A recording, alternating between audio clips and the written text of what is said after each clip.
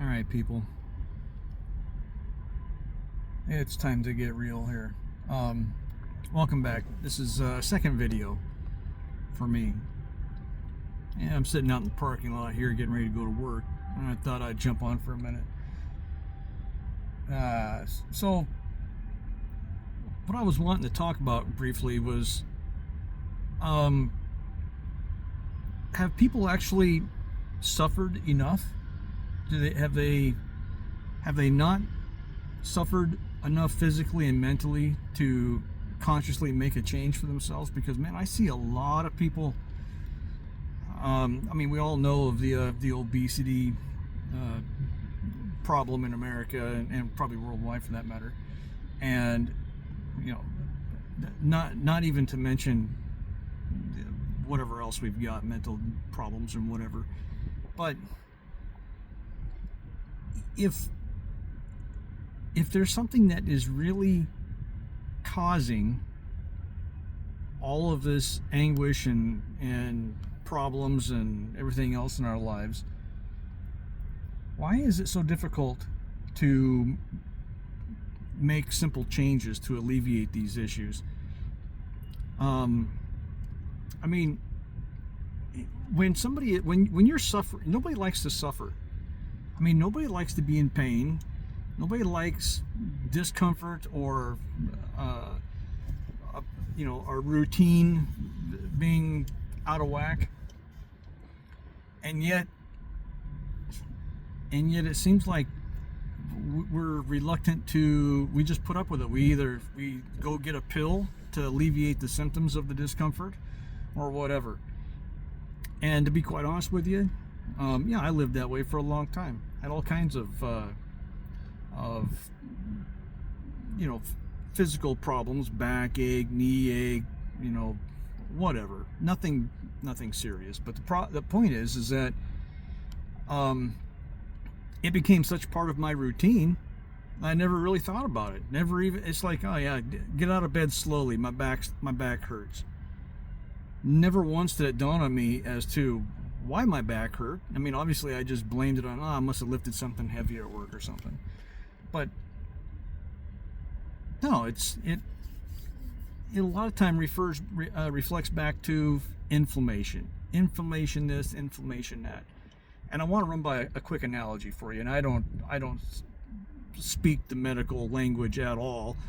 Hell, I've been eating the carnivore diet for almost 2 years, and I just know that it works for me. But I started thinking about inflammation, and it's a term that's tossed around regularly. And I thought, I envision what inflammation is. Okay, I bump my elbow and it swells up. Okay, it's inflamed. All right, that's one thing. But let's think about for a second, like an ache or a pain, like a back pain. And if it's being caused by inflammation, what is that? And I still don't know, but I'm just speculating. But I want to run by an analogy for you. So say, for example, let's do a little thought experiment. So before I put my work boots on and come to work, what if I were to take a Lego, a toy Lego, and drop it into my sock, put my socks on, and then put my boots on? And we've all heard the joke about hey, you step on a Lego type of thing. So what if you put that Lego in your sock, put your boots on, lace them up, and go off to work? Just walking to the door, you'll realize that it hurts like hell.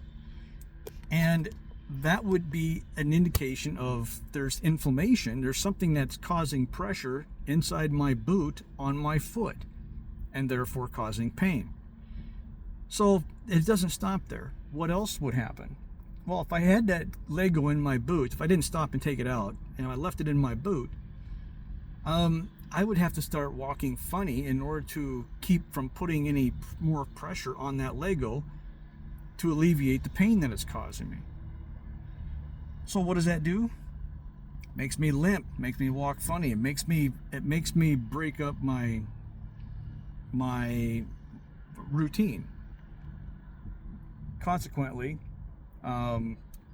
making other joints and other muscles hurt unnecessarily because I'm using them they're being used, not in the way that they're supposed to. And so it's in my brain, it's a compound problem. So when I had back pain, I'd have to sit funny, stand funny, walk funny. My wife would say, "Quit walking like you're walking like an old man."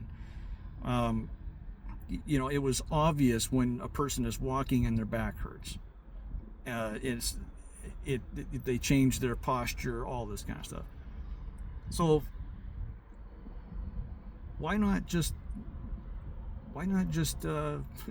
start eating lots of meat and fatty meat and butter, throw in some bacon, throw in some eggs, and lo and behold, this problem all goes away. So anyways, there's my my daily little rant about inflammation and my day 2 video. All right, guys, this is Captain Carnivore. We'll catch you on the next one. Thanks.